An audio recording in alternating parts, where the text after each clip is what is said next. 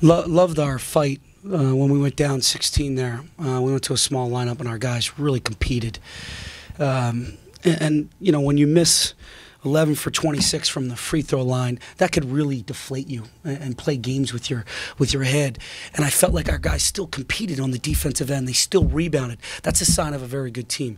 But on the offensive end, we got work to do. I thought our execution was good. I thought some of our shots were good. We got to move Lamar around a little bit more. He's got 3 or 4 guys on him. But I like the direction we're headed in. We're a few points away from being 8-0. So we're going to learn from these experiences, and we're going to get better. It was a chance to tie or win the game and missing all those free throws. So I'm going to remain optimistic and very positive.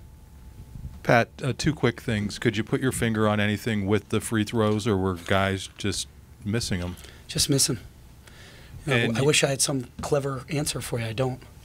And you guys the last couple of years have been very good out of timeouts. I think you had 3 turnovers in the second half out of timeouts, including the last one. What was not working for you? Yeah, just, it's guys getting used to each other. Taking care of the details, taking care of the simple things. And we have been good out of timeouts.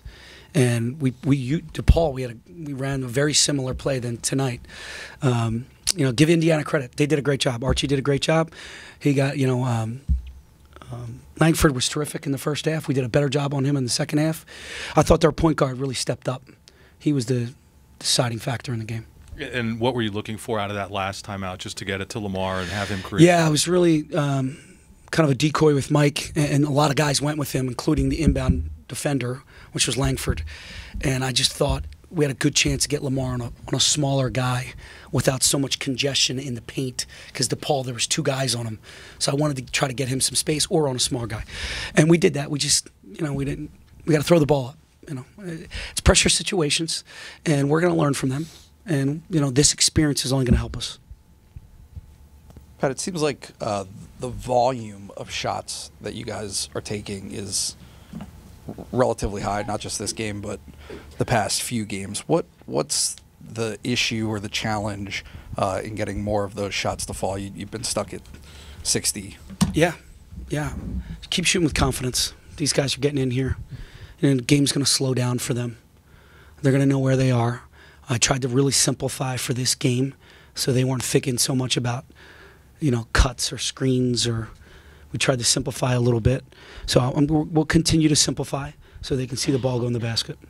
When you grade the tape on a game like this, how do you grade out younger guys that are just going to have these ups and downs because they're so young, but at the same time sort of anticipating a certain efficiency you'd like them to have? I thought the freshmen were terrific. I thought they were really good. They did a lot of good things out there. Penn State basketball has a bright future with these guys, for sure. And I was really proud of Jamari Wheeler, too. I took him out of the starting lineup. I thought he handled himself really well. He goes out and gets 8 rebounds. I thought that was important to show the younger guys that, hey, it's okay. We're out here to win. But you're right. There's going to be some inconsistencies, and we're going to have to live with them. Pat, how would you characterize, Becker, the offense's identity through the first 8 games, and what's the biggest area that needs to grow? Wow. We were 9 of 28 on layups. We were 5 for 21 on threes, and I think we're taking pretty good ones. I think everybody's just got to take it, exhale. I think we're getting really good shots. We're getting stops. I mean, we turned them over 16 times. The problem is we're only getting 16 points off those turnovers. Maryland, we turned them over 17 times. We only got 18 points. We need to take those turnovers, and they need to be baskets. They need to be points. So I can't criticize our offense. I think our offense is fine. We just got to see the ball go through the basket and keep moving Lamar around. But we need consistency from the second and third leading scorers. Pat, obviously 0-2 in conference play is a tough way to start Big Ten play. Is there any benefit in getting back into the non-conference now before your next Big Ten game when you guys head to Michigan? Yeah, it's good to see where you are. It's good to see what we need to work on in practice to be the best team we can be by the end of the year. So whether we were 1-1, 0-2, or 2-0, I would feel the same way. We're going to gauge, break down the film, see what our weaknesses are, and continue to work on them as we approach Colgate. Obviously, Josh had a nice first half at Maryland, but is Are his issues trying to play perfect? Are they compounding at this point? Yeah, he's got to just go out and play Josh Reeves basketball, stat sheet stuffer, play with confidence, shoot with confidence. He wants it so badly, and I want it for him. But he's just got to exhale, settle down a little bit, let the game come to you. Continue to be Josh Reeves on the defensive end and rebound and stealing and things of that nature. On the offensive end, just play with incredible confidence. It seems like good. Pat, by the under 12 timeout in the first half, Indiana had only scored 4 points, but at the same time, you guys were only up by 6. Do you think that you didn't make the most of Indiana's slow start shooting the ball? Well, I would say no, because we missed a bunch of free throws. We should have been up a larger margin. We kind of let them in the game. We let them stay in the game where we should have had a commanding lead. And again, give Indiana credit. They stayed with what they were doing. They stuck with it, and they got the win. You guys have had a lot of offensive rebounds, multiple offensive rebounds in single possessions some of these games this year, but maybe not the second chance points necessarily that you would see off of that. Have you liked the possessions you've had out of those sort of multiple possession moments, or is it just a matter of sometimes it just doesn't go in? Yeah, I do like what we're running. I do like the shots that we're taking. We're tailbacking, or we're going to glass. We're getting extra possessions, but we're coming up short. Obviously, only 15 offensive rebounds and 10 second chance points. We got to turn that rebound into 2 or kick out for 3s. And right now they're not going. They will. They'll go.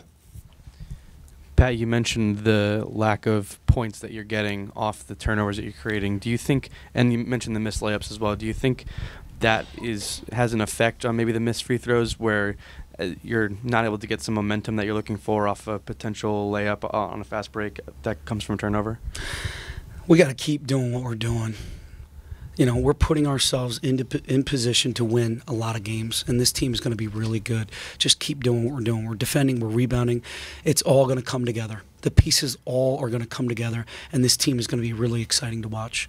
I want to just mention the student section. They were awesome. I could barely talk in huddles. My voice is killing me right now because they were so loud. So I appreciate them coming out. Just 11 minutes for Mike tonight.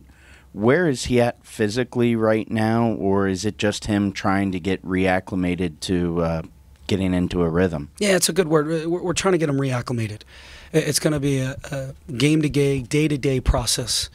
And I'm going to kind of read it and see where he is, and we'll get him a little bit more work each day. And he would have gotten more minutes. We were down 16. I had to go a little bit smaller and kind of speed up the tempo a little bit. Pat, you mentioned Rasir getting the start over Jamari. What's the thought process behind that? And is Rasir your starting point guard moving forward? For right now, analytically, we're assisting on more plays on the offensive end.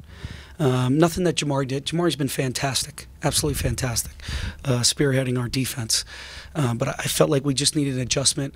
I felt like we needed some space out there, and I think Rod, he's earned it. He's done a nice job of playing beyond his years. Pat, back here, you guys have played 2 early games now against the Big Ten. Do you feel like it's a leg up compared to other teams around college basketball that don't get this early conference experience? I do. I think it really helps you. Like I stated just earlier, it tells you where you are, tells you what you need to work on. It prepares you for January. And then going into the next few weeks, into the holiday, we got things to work on. We got things to adjust. We got things to correct. The positive is it's all correctable. But I think the exposure that the Big Ten's getting, I think these games have all, for the most part, been one-possession games, really, really close games. I think the Big Ten's getting exactly what they want as far as exposure for our league. Pat, you mentioned Rasir and what he's doing for the team on offense. Is part of putting him in the starting lineup his ability to create off the dribble and attack the basket? Because it seems like that's something that has been missing from this team, whereas from last year with Tony, where if it's getting late in the shot clock, he can attack the basket and be his man off the dribble. Yeah, I feel like Jamari can do that as well, but Ra's doing a nice job off of ball screens in offense. So I just wanted to shuffle it, shake it up a little bit. And you know what? We needed a little more pop off the bench, and I think Jamari gave us that little pop, little spark. It seems like when you guys need a 3-pointer, like your 3-point guys are all 3 of them are freshmen. Is that tough to ask of them in in games like these where maybe you need a big shot to have freshmen kind of take a big shot like that? Yeah, there's no doubt, and that's what. But we all have confidence in them. Those kids live in the gym. We have confidence in them. We got to get Lamar going from beyond the arc. We got to get Josh going from beyond the arc. Those 2 guys in our NIT run, we're shooting. One was shooting over 50, one was shooting over 40. So we need to get those guys back going.